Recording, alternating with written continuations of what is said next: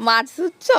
শ্বশুর বাড়ি এসে? হ্যাঁ, শ্বশুর বাড়ি এসে অনেক কাজ করতে হয়। আরে বাবা, শালাপালা না থাকে, হ্যাঁ তাহলে মাছ শালাশালি না দিতে থাকলে হয়। পরে দায়িত্ব বেড়ে যায়। দেখো মাছ, দেখো দেখাও, লেজাটা দেখাও। আরে বাবা কত বড় মাছের পাছা দেখো। আমার বর একবার নেমন্তন্ন বাড়িতে খেতে গিয়ে বলেছিল কি যে আমাকে মাছের পাছা দাও, পাছা। মানে কিন্তু এটাতে একটু লাগিয়ে দিছি, নিয়েছি দিলাম নুন দিয়ে, ওই কি লালপা ভাবটাকে ভাবটা ওটা চলে গেছে, পপ করে চলে যাবে। কি ভাষা। ঠিক আছে, এই যে এখানটায় মাছ, প্রচুর মাছ এনেছে আমরা, কিন্তু তাড়াতাড়ি এই রাধুনি আমাদের চলে আসলো। ওরে বাপরে, রোদে দেখা যাচ্ছে না। 3 দিনে খাওয়াবো, কারণ টাকা পোষাবে না।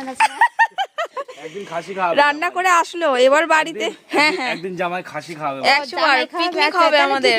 পিকনিক হবে আমাদের। শাশুড়ি পিকনিকের মাছ এসছে। ঠিক আছে এখন রান্না করে দেখাবো তারপরে। গরিব কত না, কয়েক কোটি টাকার মালিক।